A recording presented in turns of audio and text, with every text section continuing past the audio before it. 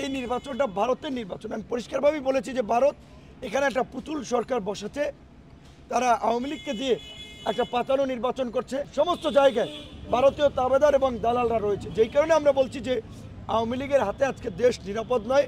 না, আমরা এটা বলেছি যে এই নির্বাচনটা শুধুমাত্র আওয়ামী লীগ কিংবা সরকারের নির্বাচন না, এই নির্বাচনটা ভারতের নির্বাচন। আমি পরিষ্কারভাবেই বলেছি যে ভারত এখানে একটা পুতুল সরকার বসাতে, তারা আওয়ামী লীগকে দিয়ে একটা পাতানো নির্বাচন করছে এবং আওয়ামী লীগ যে ভারতের দালালি গোলামি করে এটাও স্বীকৃত।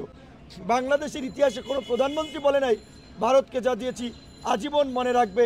এবং আপনারা দেখেছেন বাংলাদেশের উপকূলে ভারতীয় নজরদারি বা ভারতের উত্তর পূর্বাঞ্চলীয় রাজ্যগুলোতে পণ্য পরিবহনের জন্য বাংলাদেশের মধ্য দিয়ে অবাধ পণ্য পরিবহনের সুযোগের জন্য ট্রানজিট দেওয়া, বাংলাদেশের সীমান্তে প্রতিনিয়ত লাশ পড়ছে, বাংলাদেশ সরকার কিংবা আওয়ামী লীগ কোনো কথা বলতে পারছে না।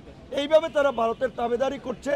এবং এটা ঠিক যে এখানে শুধু নির্বাচনে ভারতের প্রার্থী না, পুলিশের মধ্যে ভারতের লোক আছে, আর্মিতে ভারতের লোক আছে, ডিজিএফআই, এনএসআই, গণমাধ্যম, সমস্ত জায়গায় ভারতীয় তাবেদার এবং দালালরা রয়েছে। যেই কারণে আমরা বলছি যে আওয়ামী লীগের হাতে আজকে দেশ নিরাপদ নয়।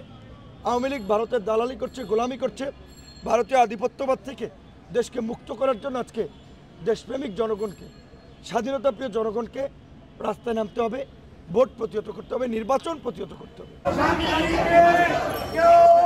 ভোট কেন্দ্রে যাবেন না, স্বৈরাচারকে ভোট দেবেন না।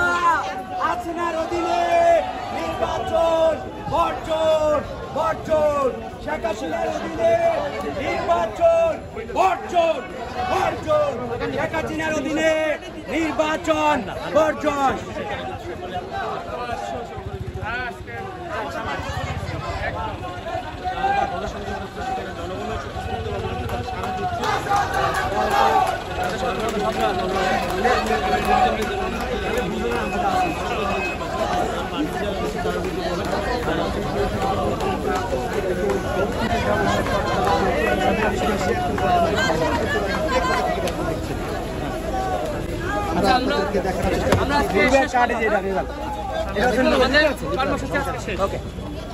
শেষ